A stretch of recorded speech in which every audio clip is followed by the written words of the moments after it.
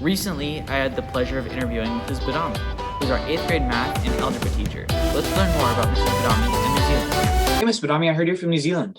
Kia ora, Evan. Yes, I am. What does Kiora mean? Kia ora means hello. It's a Maori greeting that we use in New Zealand. Where is New Zealand?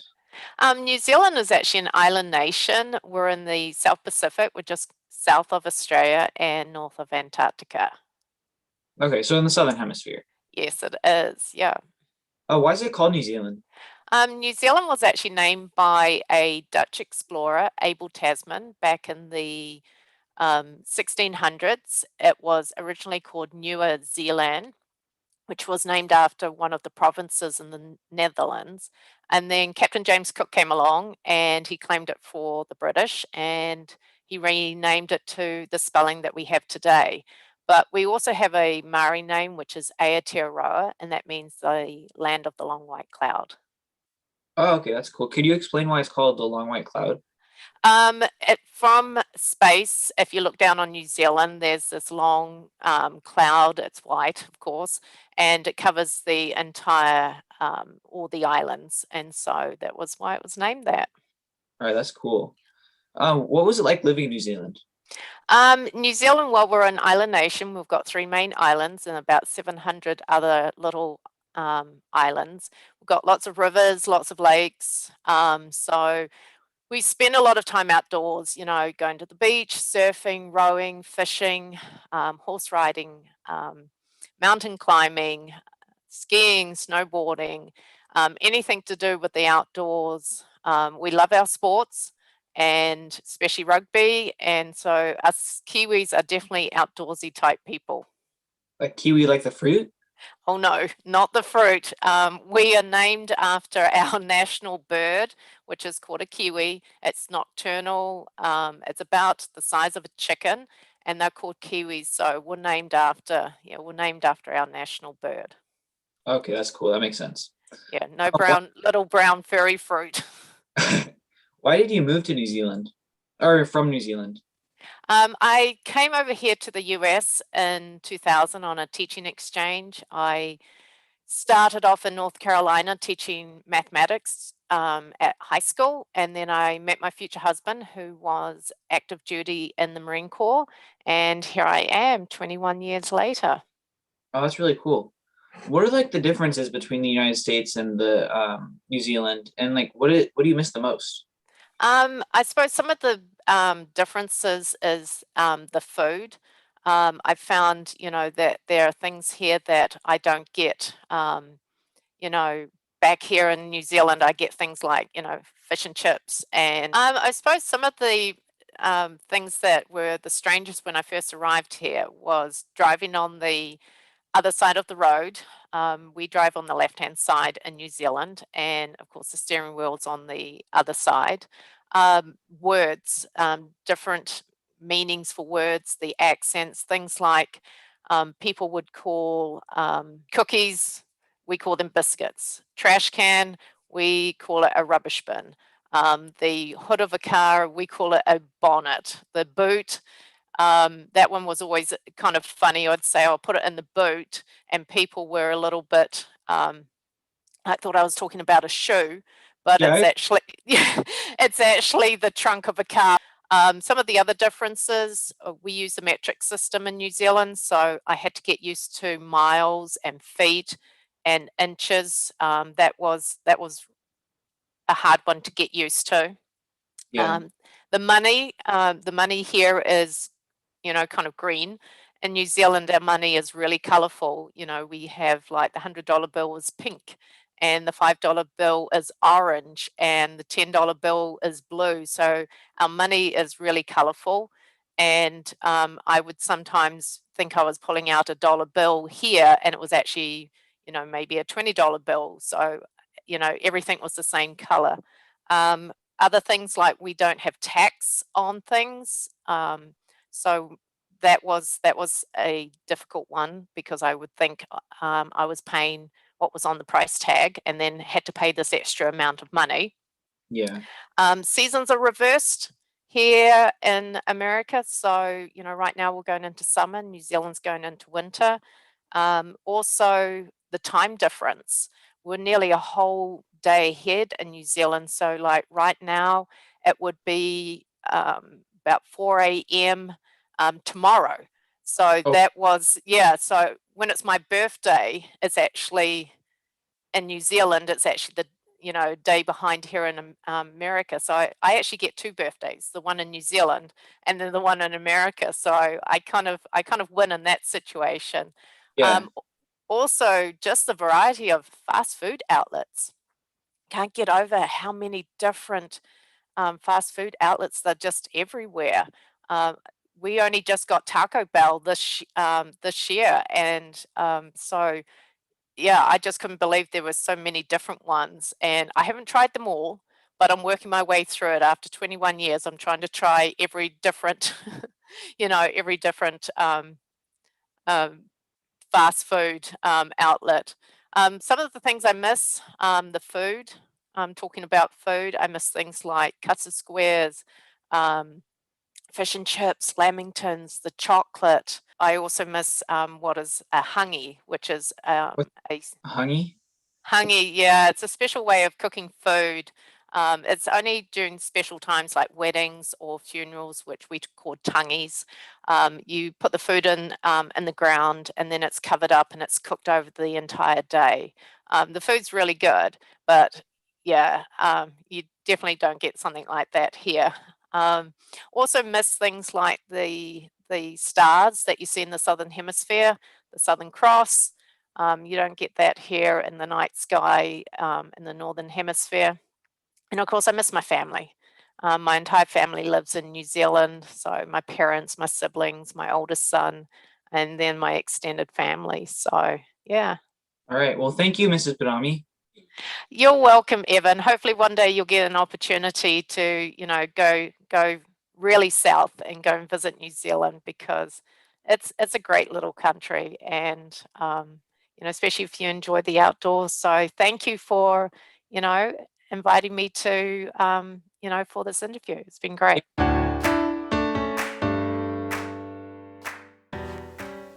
Good morning, Thurgood Marshall Mustangs. I'm Clementine and welcome back to the Cornwall Connection. This week we want to introduce the original peoples of New Zealand, the Maori. Maori are the Tanagata Whenua, or indigenous people of New Zealand. Their ancestors first arrived between 1200 and 1300 CE. Today, 1 in 7 New Zealanders identify as Maori. Their history, language, and traditions are central to New Zealand's identity. In 1840, New Zealand's founding constitution, the Treaty of Waitangi, was signed by the Maori chiefs and British representatives. After the treaty was signed, the British immigrants quickly outnumbered the Maori population, culturally dominating the Maori for over a century. It wasn't until the 1970s and 80s that Maori culture began to flourish again due to a series of targeted marches and protests, like the march down to the North Island Parliament in 1975 and the creation of the Waitangi Tribunal. Since then, there has been renewed focus on biculturalism, inclusion, and acceptance of Maori politics, customs, language, and culture. One of the most influential Maori chiefs and war leaders in the northern New Zealand in the early to mid 1800s was Hone Heke. After Hone Heke signed the Treaty of Waitangi, he and many other Maori chiefs realized that the treaty restricted and unfairly taxed Maori citizens and then moved the capital city from the Northern Islands to Auckland, which took away valuable revenue from those tribes. After learning about the American successful War of Independence, Honoheke led his peoples in counter tariffs, blockades, and cut down the flagstaff on the Maiki Hill to protest the injustices of his people by British colonial rule, which led to the Flagstaff War of 1844. Honhiki is most well known for his indigenous design of the Oheawepa and the Ruapekapekapa, which are terraced, fortified, defensive hilltop forts where the Maori tribes fought against British colonial rule, now called the New Zealand Wars. Well, the British militia eventually captured these forts. It was considered a British loss because Hiki's people and several other Maori tribes were able to escape with their forces intact to fight other ways. There is a monument to Hiki in the largest northernmost city of Keikohe. In more modern times, the Maori fighting spirit still lives on. The famous All Blacks New Zealand rugby team showed their biculturalism in the 2019 World Cup by performing the haka. The haka is a traditional Maori dance and challenge. Haka are usually performed in a group and showcase a tribe's pride, unity, and strength. Actions of the haka include loud chanting, foot stomping, tongue protrusions, big eyes, and rhythmic body slapping. The chants of a haka typically describe important ancestors and events in the tribe's history. Let's take a look at it.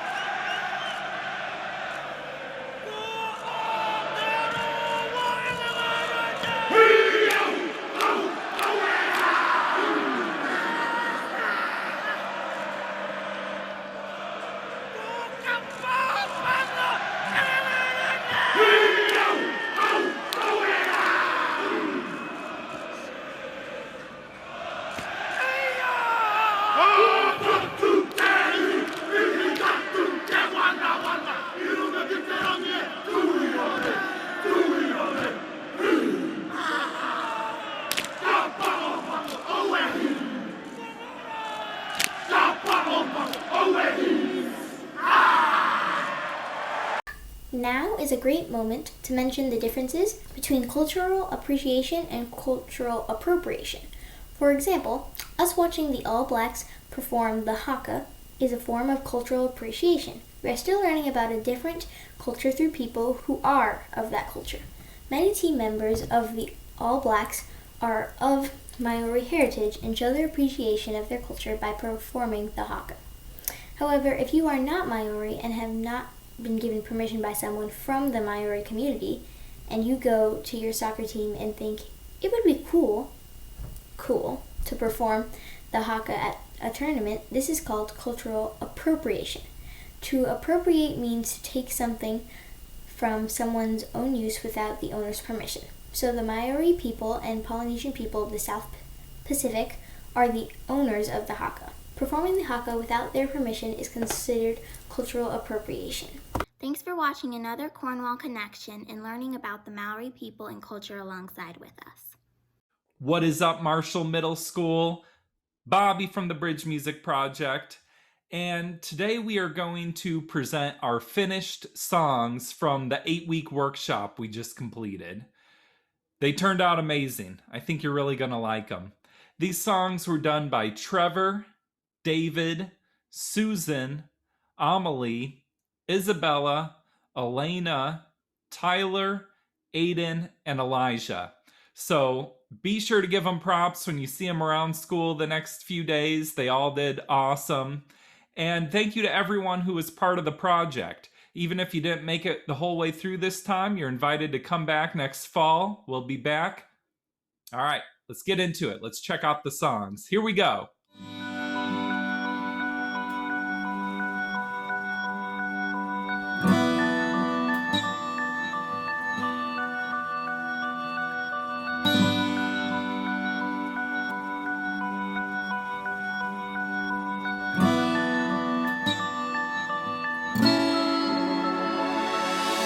Lost in space or lost in time, lost in the maze that is our minds, lost in the universe, lost in the trees, lost in ways no one can see. The world is lost and so are we, but we're all lost together, a crew on the sea. We can stand together to pull the ropes, raise the sail and raise our hopes. Look outside and you will see what people do to all the trees. And as you look, touch, smell, and hear, you'll notice tribes of good volunteers. Look at a tree in the tree or the shrimp in the sea. While we take what nature gave, we are putting all these animals inside a little grave. You can see it in their eyes, the lost green, the demise of the species on this planet, just trying to survive. Lost in time, lost in the maze that is our minds, lost in the universe, lost